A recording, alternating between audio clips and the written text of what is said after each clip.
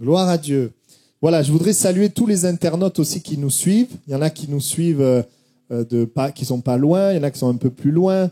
Voilà, parfois on a des petits messages. Que Dieu vous bénisse. On veut continuer de mettre sur YouTube, sur Internet, parce qu'on sait que ça peut bénir, mais ça ne remplace pas l'église locale. Voilà, c'est très important que chacun ait son église locale. Mais en tout cas, on veut penser aussi à tous ceux qui nous suivent, que Dieu les bénisse. Voilà, ce matin, nous lisons ensemble dans Ruth, chapitre 1er. Ruth, chapitre 1er.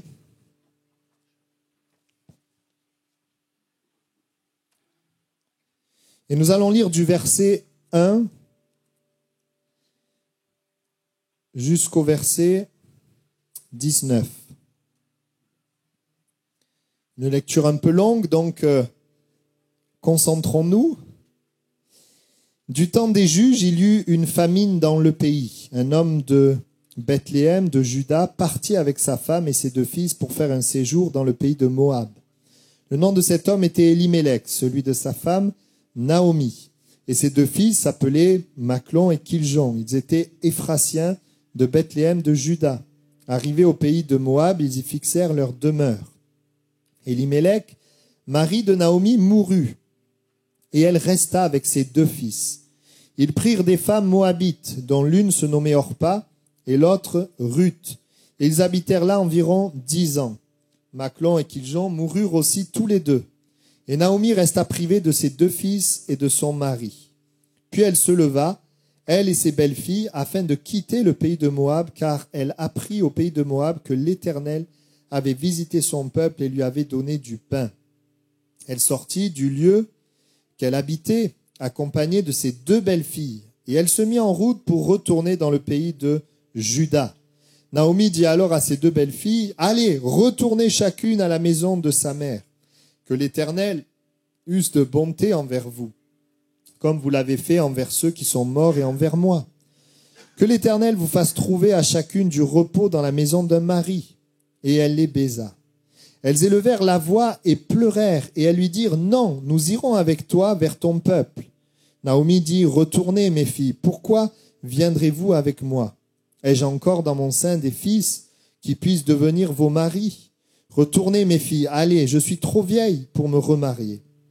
Et quand je dirai, j'ai de l'espérance, quand cette nuit même je serai avec un mari et que j'enfanterai des fils, attendriez-vous pour cela qu'ils eussent grandi? Refuseriez-vous pour cela de vous marier? Non, mes filles, car à cause de vous, je suis dans une grande affliction, de ce que la main de l'Éternel s'est étendue contre moi. » Et elles élevèrent la voix et pleurèrent encore. Orpa baisa sa belle-mère, mais Ruth s'attacha à elle. Naomi dit à Ruth, « Voici, ta belle-sœur est retournée vers son peuple et vers ses dieux. Retourne comme ta belle-sœur. » Ruth répondit, « Ne me presse pas de te laisser, de retourner loin de toi. Où tu iras, j'irai. Où tu demeureras, je demeurerai. Ton peuple sera mon peuple, et ton Dieu sera mon Dieu.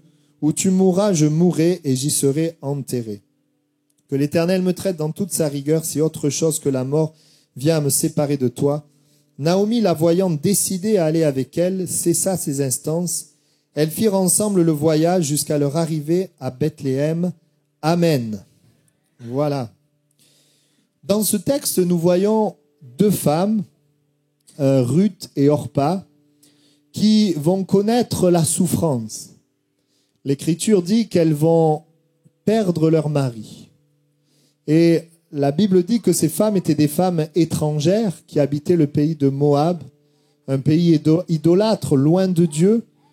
Et il est certain, un pays de ténèbres, un lieu de ténèbres, il est certain que lorsque nous sommes loin de Dieu, lorsque nous sommes dans les ténèbres, eh bien, nous connaissons la souffrance. Nous connaissons la souffrance et les choses qui nous arrivent nous échappent. Les choses qui nous arrivent, évidemment, elles ne se sont pas mariées pour que le mari décède. Les choses ça a été quelque chose qui les échappe, leur échappe, pardon. Et on voit que ça va commencer d'abord par Naomi qui va perdre son mari. Et puis ensuite, elle va perdre donc ses fils qui étaient les maris de Orpa et de Ruth. Naomi qui était à Bethléem, la maison du pain. Vous savez, plus tard, c'est l'endroit où Jésus est né.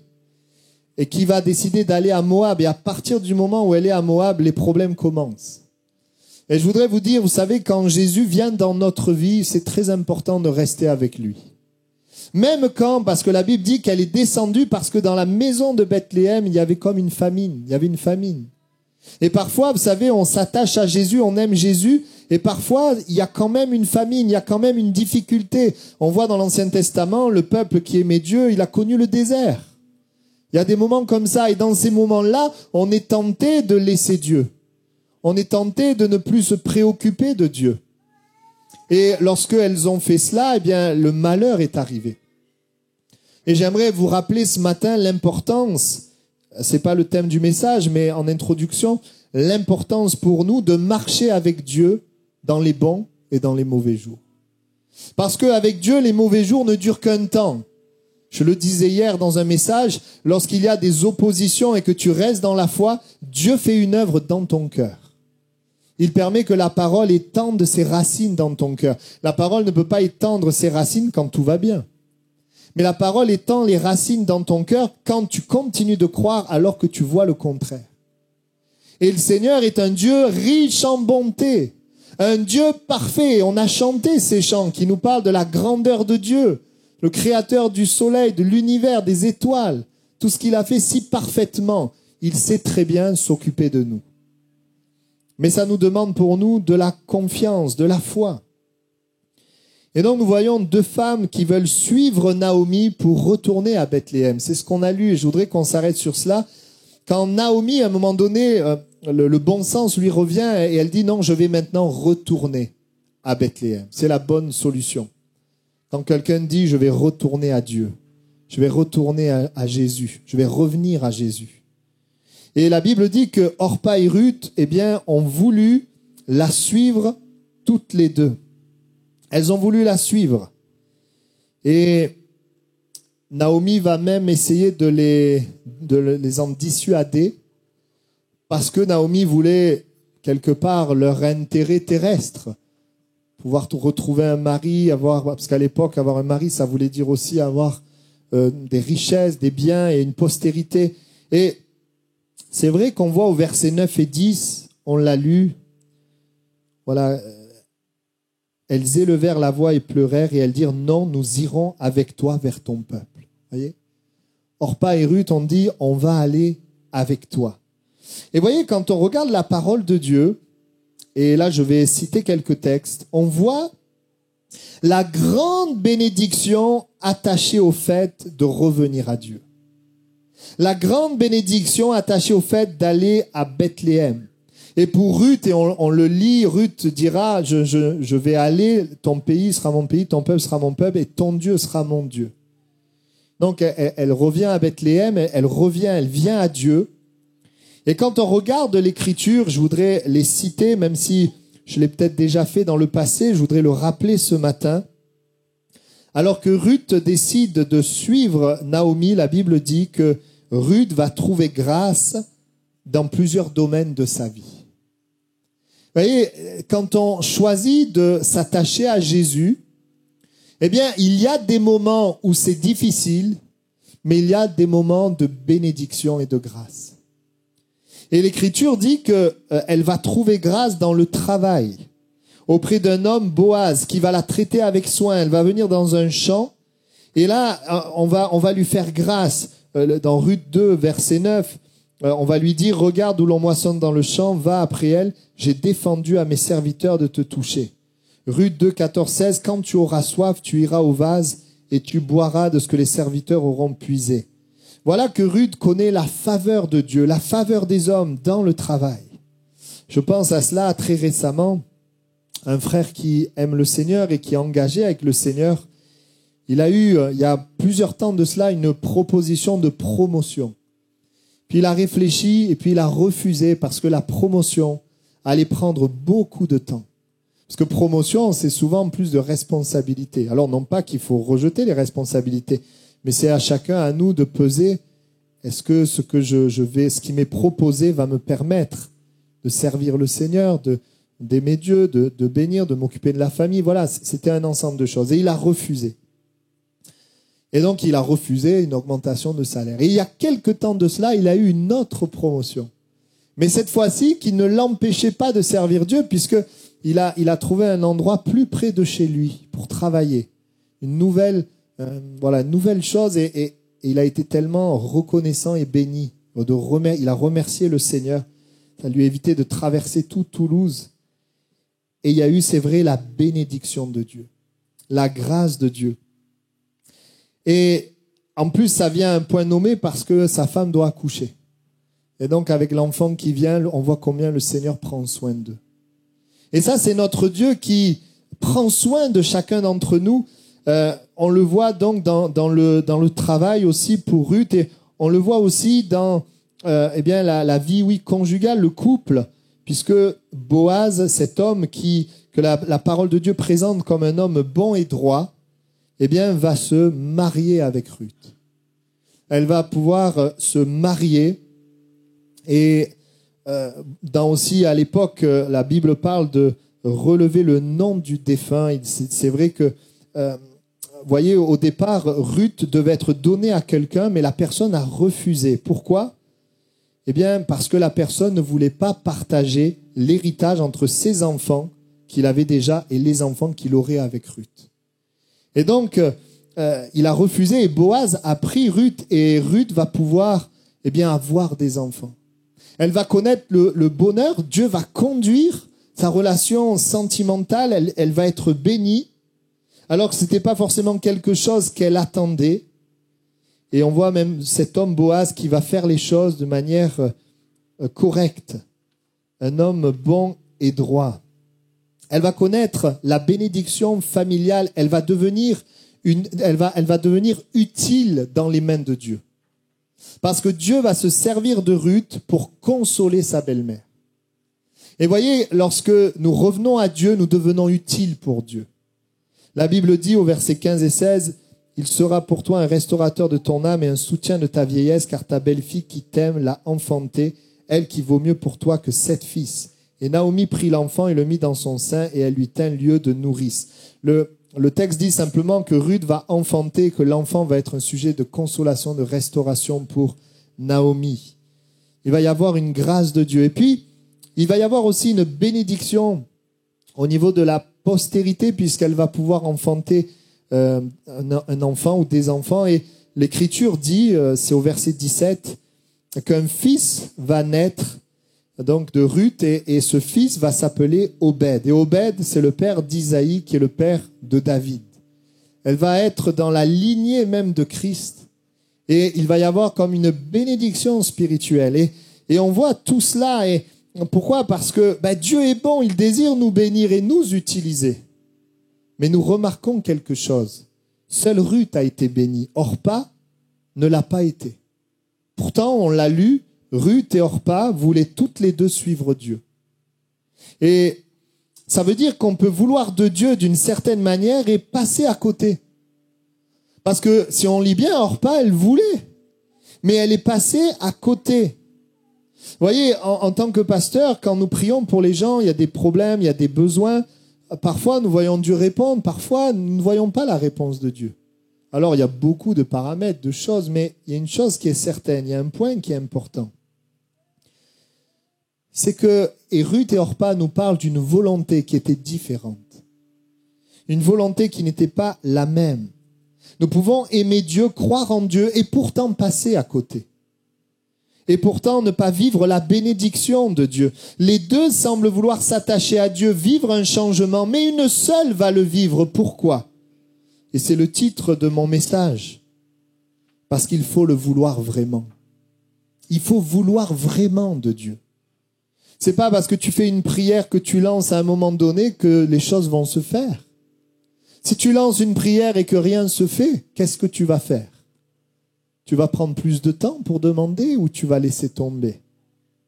Il fallait une réelle volonté. Et j'aimerais vous dire, et ce matin, le Seigneur a mis sur mon cœur de te dire qu'il y a des bénédictions de Dieu qui viendront dans ta vie quand tu voudras vraiment de Dieu. Il faut vouloir vraiment de Dieu. Amen. Si tu veux la bénédiction de Dieu, tu ne la vois pas. Ça peut être parce que il faut le vouloir vraiment. Je ne sais pas si ça vous est arrivé d'être assis sur votre fauteuil et puis quelqu'un vous propose à manger. Et vous dites oui, volontiers. Et vous êtes prêt à ce que la personne vous l'apporte, mais vous n'êtes pas prêt à vous lever pour aller le chercher. Des fois, on veut manger, mais pas au point de se lever pour aller au frigo. On veut manger si on nous l'apporte. Ça vous est déjà arrivé, ça? Et des fois, on est comme ça avec Dieu. On veut de Dieu s'il me l'apporte, si c'est simple, pas compliqué. Pas besoin de persévérance. Mais la Bible nous invite, et en tout cas dans ce texte, on voit que Ruth, elle a dû se lever. Et elle a dû marcher. Je me souviens des années en arrière, je l'ai déjà raconté, mais je voudrais appuyer ce point où j'étais pris dans des craintes et je me suis converti. Certes, Dieu a fait un travail, mais il y avait toujours des craintes qui demeuraient. Je suis devenu pasteur, il y avait toujours des craintes. Des craintes étaient exacerbées par rapport à ce que ça devait être. Et je suis resté comme ça pendant des années. Dieu servait quand même de moi, Dieu était là, mais il y avait ces choses en moi. Et je me souviens de ces moments où j'ai vraiment voulu que Dieu me libère de mes craintes. Où j'ai crié à Dieu, je dis Seigneur, je ne peux pas continuer à te servir comme ça. Je ne peux pas être tout le temps dans la peur pour tout, je ne peux pas. Je crie vers toi, je commençais à chercher le Seigneur. Et le Seigneur a répondu à mon cri. Et il m'a délivré. Est-ce que je le voulais avant? Oui. Mais il y a eu un moment donné où je le voulais vraiment. Tu sais, il y a des moments où on demande à Dieu, Dieu ne le fait pas, tant pis. Puis il y a des moments où Dieu ne le fait pas, on me dit, mais pourquoi tu ne le fais pas? Et on cherche Dieu. Et on prend du temps et parfois on jeûne même, on prie. On dit, Seigneur, j'ai besoin, je ne peux pas aller dans le flou, j'ai besoin que tu me parles. J'ai besoin que tu me montres. L'Écriture dit, Ruth 1:7, elle sortit du lieu, donc Naomi, elle sortit du lieu qu'elle habitait, accompagnée de ses deux belles-filles. Écoutez bien, et elle se mit en route pour retourner dans le pays de Juda. Ça veut dire qu'elles se sont mises en route toutes les trois. Ruth et Orpa se sont mises en route. Orpa s'est mise en route pour aller à Bethléem. Elle a commencé à emprunter le chemin qui mène à Dieu. Et parfois, nous commençons dans le chemin de l'obéissance. Nous commençons dans le chemin de la recherche de Dieu. Nous commençons dans le chemin de la confiance pour mes fardeaux. Nous commençons dans le chemin de la recherche de la vie de l'esprit. Nous commençons dans le chemin du service. Mais voyez, il ne faut pas juste commencer, il faut continuer.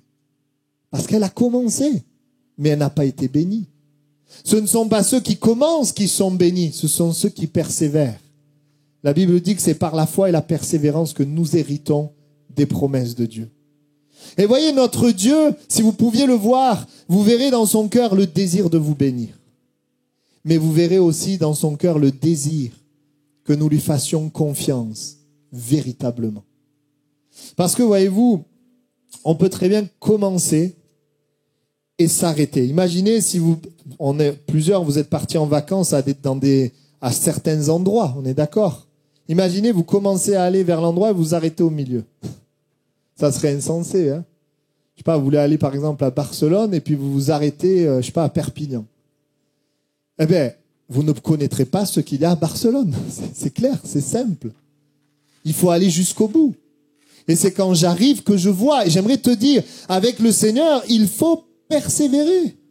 Il faut le suivre, il faut le vouloir. Il faut marcher dans ses voies jusqu'à ce que nous puissions voir sa bénédiction. Amen. Vous savez, très souvent, il y a des gens, ils veulent commencer des choses. On veut faire ça, on veut faire ça, on veut faire ça. Et moi, je freine parce que moi, je ne pense pas au commencement, je pense à la suite. Combien de fois j'ai vu on commence et puis ça s'essouffle. Après, c'est sûr qu'il y a des temps. C'est vrai, il y a des temps pour certaines choses. Mais c'est important de pouvoir persévérer, continuer. Et puis, Naomi ne les aide pas vraiment parce qu'elle leur dit, mais retournez, retrouvez un mari. Naomi, tu reviens vers Dieu et tu leur dis, non, mais retournez dans votre pays. Alors, dire retourner, ce n'était pas forcément un bon conseil, mais elles cherchent leur intérêt humain. Retrouver un mari, parce que c'est sûr qu'en allant à Bethléem, ce sont des étrangères. Eh bien, ça serait difficile.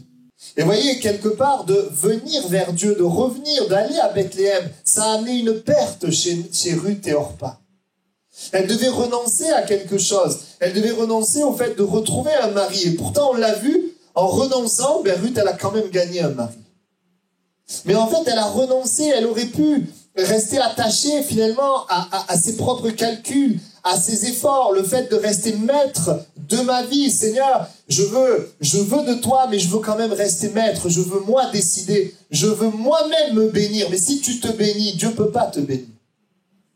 On peut garder les choses en main et Dieu nous respecte et Dieu respecte notre choix. Il te laissera faire, mais le résultat ne sera pas le même que si tu dis Seigneur, je renonce pour te faire confiance. Amen. Vous savez, dans le domaine sentimental et des années en arrière où j'étais jeune, j'ai eu l'occasion j'avais une chrétienne qui avait des sentiments pour moi, moi aussi. On aurait pu se fréquenter, mais je n'avais pas de conviction par rapport à Dieu. J'étais en plus très jeune. Je n'avais pas de conviction et je ne me suis pas lancé. Et des années après, la personne, cette chrétienne, elle a quitté les voies de Dieu. Et je dis, mais Seigneur, heureusement que j'ai pas cherché moi-même à essayer de trouver quelqu'un, parce qu'aujourd'hui, je ne serai pas là. Je ne serai pas pasteur. Je ne serai pas en train de servir Dieu. Je ne serai pas heureux avec la femme que j'ai aujourd'hui. Mais il a fallu, à un moment donné, renoncer. Et dans ce renoncement, ça a duré plusieurs années où, on est seul. Mais on a Dieu. Et on avance avec Dieu. Et on fait confiance en Dieu. Et quand on poursuit Dieu, qu'on fait confiance en Dieu, il y a un travail en nous que Dieu fait, et puis il y a une bénédiction qui arrive après. Parce que souvent, Dieu te prépare à la bénédiction. C'est un exemple. Et ce que j'aimerais vous dire, et ça c'est important, c'est qu'il y a toujours avec Dieu une deuxième et une troisième chance. Il y a toujours avec Dieu une possibilité de revenir et de reprendre le bon chemin, comme Jonas, qui avait pris le mauvais chemin, mais qui a crié vers l'Éternel, et Dieu lui a donné une nouvelle chance. Et c'est merveilleux de savoir ça. Amen. Alors elle leur dit, retrouvez un mari. Ça veut dire que suivre Naomi, aller au pays de Bethléem et venir à Dieu, ça va demander de la foi. Faire confiance au point de perdre des choses visibles pour gagner des choses invisibles. Ça veut dire refuser de vivre avec nous-mêmes comme maître, mais accepter que Jésus soit notre maître. Accepter que ça soit lui qui s'occupe de moi-même. Il vaut mieux que Dieu, qui sonde les cœurs, t'aide à choisir ton mari plutôt que toi qui ne vois que l'extérieur. Et ça, c'est qu'un exemple, évidemment, mais c'est dans tous les domaines de notre vie. Ce n'est pas que pour la vie sentimentale, mais que ce soit pour le travail, soit dans le service, soit dans la famille. On a tellement besoin de l'aide de Dieu, celui qui sonde les cœurs. Et regardez Ruth 1,9. Alors, elle commence le chemin. Et puis, Naomi dit, retrouvez un mari. Et dans Ruth 1,9, il est dit, elles élevèrent la voix et pleurèrent. Or, elles sont touchées. Elles ont élevé la voix, elles ont pleuré. Toutes les deux ont pleuré. Leurs sentiments sont touchés. Des larmes coulent. Et parfois, vous savez, on peut être touché dans notre cœur. On peut être touché par Dieu et passer à côté. Elles étaient, toutes les deux, elles pleuraient, mais c'est pas certain que c'était les mêmes larmes. C'est difficile à dire, on ne sait pas ce qui s'est passé dans leur cœur. Mais une chose est sûre, c'est qu'après avoir pleuré, elles ont fait un choix différent. Elles ont fait un choix différent. Vous savez, Dieu nous touche, mais il nous touche pour nous amener sur un chemin. Si Dieu te touche, mais que tu ne prends pas le chemin, tu ne peux pas être béni. Dieu nous touche et il y a un chemin à prendre. Vous voyez, à la Pentecôte, Pierre a prêché. Et la Bible dit qu'ils eurent tous le cœur vivement touché. Mais vous voyez, ils sont intelligents. Ils ont dit, mais maintenant qu'on a le cœur touché, mais qu'est-ce qu'il faut faire? Et là, Pierre leur a dit, repentez-vous. Il leur dit, repentez-vous. Et que chacun de vous soit baptisé au nom de Jésus-Christ. Autrement dit, suivez Jésus. Sois baptisé pour le pardon de vos péchés et vous recevrez le don du Saint-Esprit. Voyez, Pierre ne leur dit pas, mais maintenant vous avez le cœur vivement touché, rentrez chez vous, remerciez Dieu. Non, il les amène plus loin. Et vous voyez, des fois dans l'église, on est là, on est touché dans nos émotions, mais la semaine qui suit, rien ne change. La semaine qui suit, on continue notre vie comme on faisait avant. Et on attend une bénédiction qui ne viendra pas. Parce qu'il y a une bénédiction qui est attachée à la véritable confiance, au fait de vouloir vraiment. Il y a des choses, c'est vrai, Dieu nous les accorde, tu demandes et tu reçois. Mais il y a des choses, eh bien, nous les avons quand nous décidons de laisser Dieu devenir le roi de notre vie. Pas dans les paroles, mais dans les actes, dans la réalité. Alors, dans Ruth 10, elles ont pleuré, mais elles ont dit encore, c'est un petit peu plus tard qu'Orpa va faire le mauvais choix, elles ont dit encore, non, nous irons avec toi vers ton peuple. Donc, il est probable que quand elles aient pleuré, eh bien, il y avait vraiment de la compassion, le désir de suivre Naomi, de ne pas s'attacher à leur, à leur plaisir personnel, mais on voit qu'elles vont elles vont donner des paroles, toutes les deux vont dire, nous irons avec toi vers ton peuple, mais une va le faire et l'autre ne va pas le faire. Et moi, je voudrais vous dire, vous savez, des fois, on dit des choses, mais ce qui compte, c'est pas ce qu'on dit. Ce qui compte, c'est ce qu'on fait. Imaginez si moi, je vous prêche des choses et qu'après, vous voyez que dans ma vie, je fais le contraire. Est-ce que vous allez continuer de m'écouter? Ben non. Parce que ce qui est important, c'est ce qui est vrai, la vérité. Si nous disons quelque chose, eh bien nous le faisons. Amen. Et là, Naomi va dire, je suis trop vieille pour me remarier. Elle va réexpliquer. Elles vont pleurer encore. Donc, tu as pleuré une première fois, Dieu t'a touché. Tu pleures une deuxième fois, Dieu te touche encore. Et puis, il y en a une qui, cette fois, qui choisit quand même de suivre Naomi et l'autre qui retourne chez elle. Et vous voyez, ce matin, le Seigneur a mis sur mon cœur qu'on puisse voir ensemble que Orpa, c'est pas quelqu'un qui voulait pas. C'est quelqu'un qui voulait. C'est quelqu'un qui a commencé. C'est quelqu'un qui a pleuré. C'est quelqu'un qui a déclaré. Mais c'est quelqu'un qui est passé à côté. Parce que ce qui compte véritablement, c'est de dire, Seigneur, je le crois. Je crois en toi. Je crois que tu es ce qu'il y a de meilleur. Et même si je ne le vois pas, et même si je perds des choses, eh bien, Seigneur, je veux te suivre parce que tu es le chemin, la vérité, la vie. En fait, qu'est-ce qui fait que l'une a suivi l'autre non? C'est la foi, la confiance. Et je crois à un certain désintérêt. Et nous voyons une différence, évidemment. Orpa ne voulait pas perdre, elle voulait aller à Bethléem, mais pas au point de perdre un mari, pas au point de perdre un homme. Elle voulait de Dieu, mais pas au point de perdre quelqu'un. Et en plus, on voit que c'est fou, parce que Ruth va trouver un mari. Parce que Dieu veut notre bien. Mais vous voyez, des fois, on ne comprend pas pourquoi. Je vais vous donner une image. On est là, vous savez, comme une construction. Il y a un terrain qui est là, qui est vide. Et nous, vous savez, les êtres humains, on veut vite construire. Et donc, on est là, on veut construire et que Dieu dise, d'accord, je vais construire par-dessus ce que tu as construit.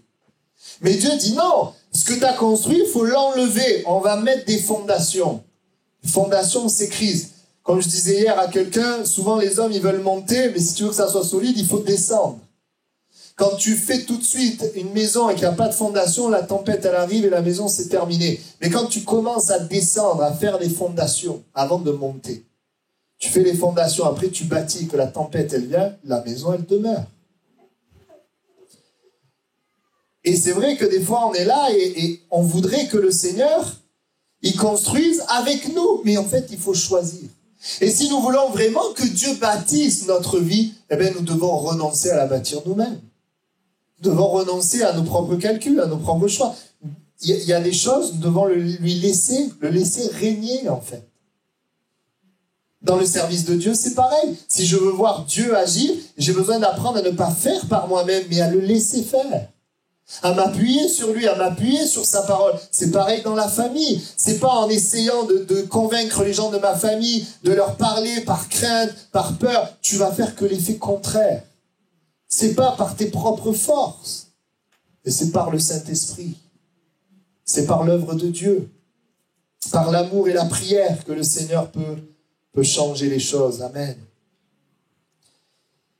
Orpa n'a pas persévéré dans sa décision. Elle voulait de Dieu tant que ça ne touchait pas à ce qui était important pour elle.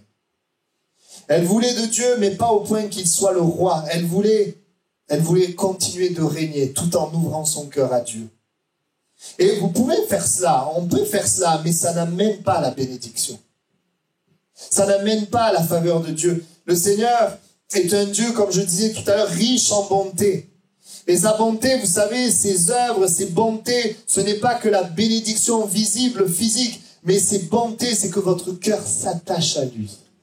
Et donc, quand nous rencontrons Dieu, oui, Dieu veut nous bénir et souvent on a une grande bénédiction parce qu'on réalise que Dieu nous aime. Mais après, il y a aussi un travail que Dieu fait, et ça se fait avec une foi éprouvée, que Dieu fait pour que notre cœur s'attache à lui. Parce que comme je disais, si à chaque fois que tu demandes quelque chose à Dieu, Dieu te répond, ta foi serait fragile. Tu n'aurais pas une foi forte. Mais le Seigneur permet, il y a de l'adversité, il y a des choses, je ne dis pas que c'est le Seigneur qui l'envoie, c'est pas ce que je dis. Mais il le permet parfois. Pour que, bien, tout simplement, nous étendons, qu'il y ait des racines en nous. Nous enracinions en lui, nous demeurions en lui. Et c'est vrai que nous nous attachons à lui. Et quand nous nous attachons à lui, à celui qui est paix, à celui qui est bonté, à celui qui est joie, à celui qui est puissance, eh bien, nous vivons la paix, la bonté, la joie, la puissance. Amen. Amen. Ruth, elle, place Dieu avant tout. Elle a une pleine confiance. Elle fait un saut dans le vide. Elle perd les choses et elle gagne la paix, elle gagne Dieu et elle gagne une vie bénie. Amen. Ça me fait penser aux disciples. La Bible dit qu'ils laissèrent tout et le suivirent.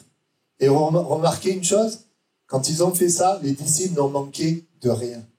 Ils ont été bénis.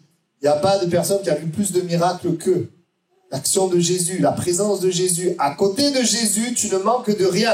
L'Éternel est mon berger, je ne manquerai de rien. Amen.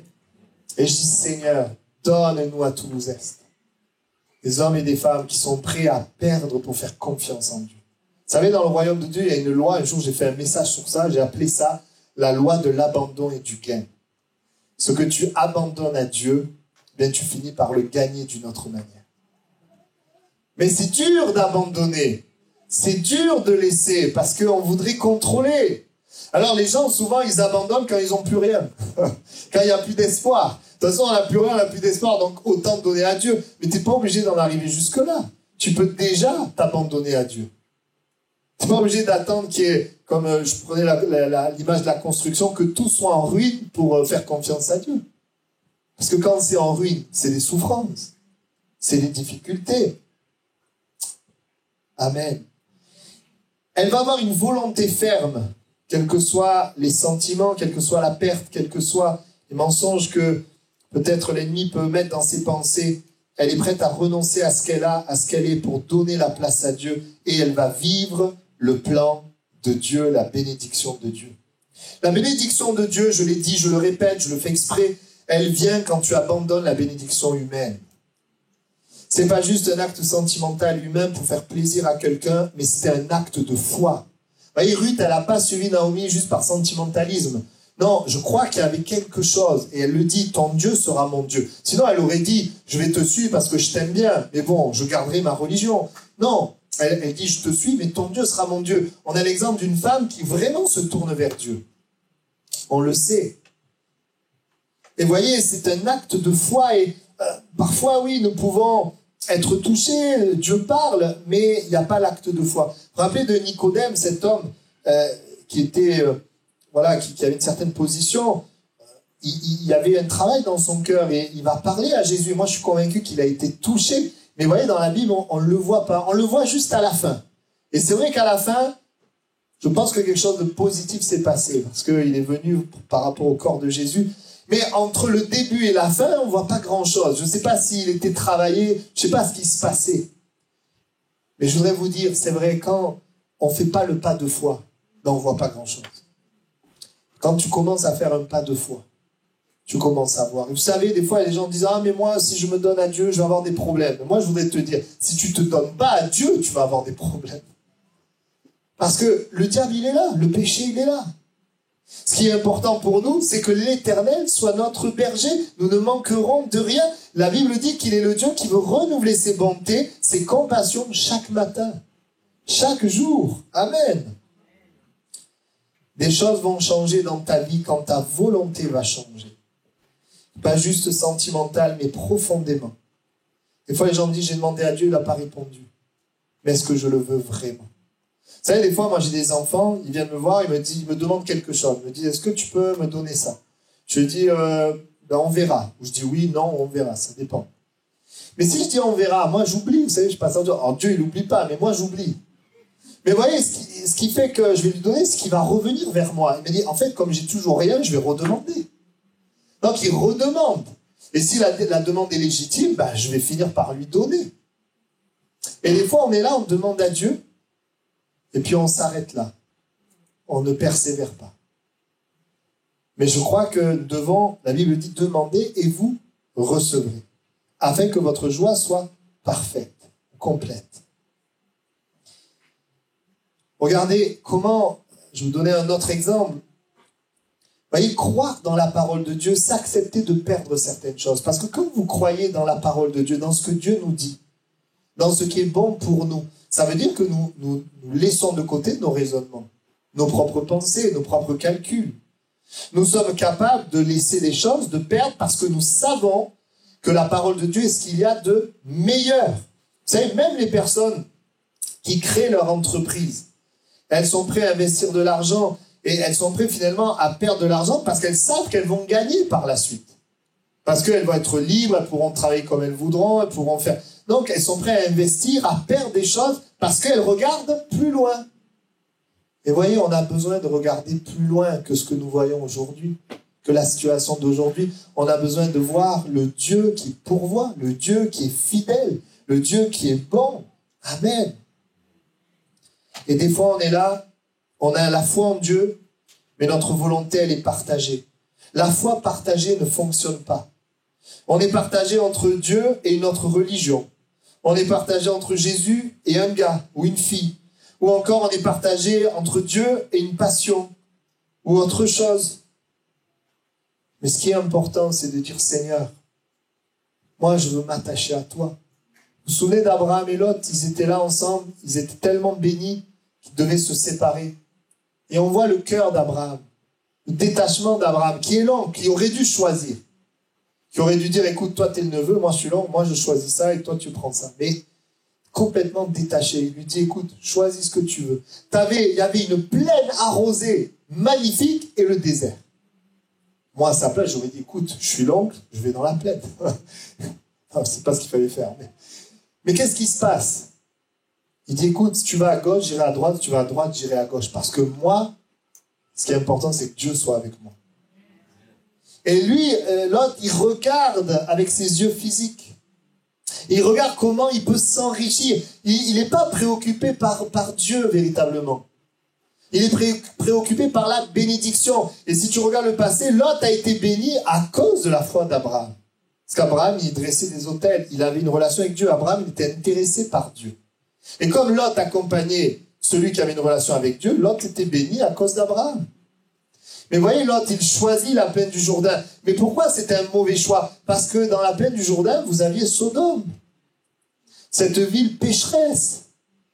Et en tant que croyants, ils n'étaient pas appelés à être dans cette ville qui était vraiment, le péché était monté, était allé loin. Et c'était dangereux pour lui, pour sa famille.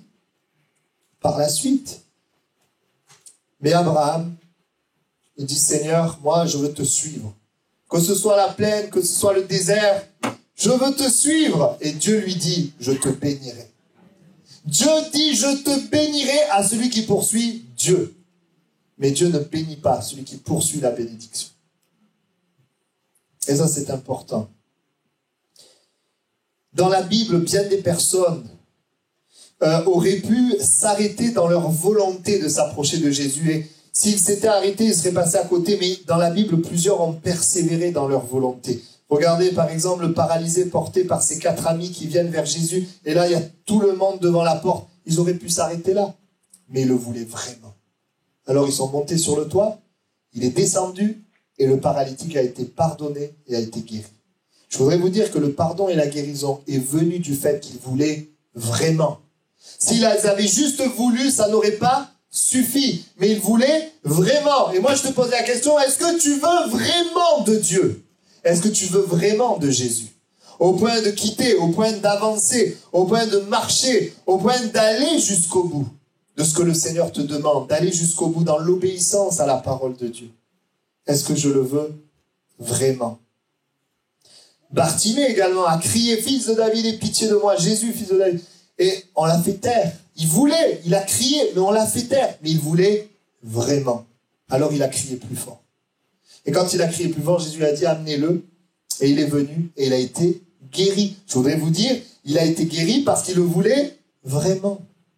Il voulait vraiment se contacter avec Jésus. La femme cananéenne également, la syrophénicienne qui également avait besoin pour son fils, je crois, qui était tourmenté et qui là aussi voulait vraiment. Et même quand Jésus lui a donné une parole qui semblait dire qu'il s'occupait du peuple d'Israël, eh bien, elle a montré qu'elle était prête à prendre les miettes. Et Jésus a vu la foi de cette femme. Et je pourrais continuer. Mais il y en a d'autres qui voulaient de Jésus, mais qui ne voulaient pas vraiment. Comme le jeune homme riche qui est venu vers Jésus. Il voulait l'assurance de la vie éternelle. Et Jésus l'a appelé à le suivre. Quel appel? Mais il lui a dit, va, vends ce que tu as, donne-le aux pauvres et tu auras un trésor dans le ciel. Et là, à partir de là, il voulait, mais pas au point de laisser sa richesse. Il ne voulait pas vraiment. Est-ce qu'il voulait? Oui, il voulait. Mais il ne voulait pas au point de laisser sa richesse. On va incliner nos têtes et nous allons avoir un temps de prière.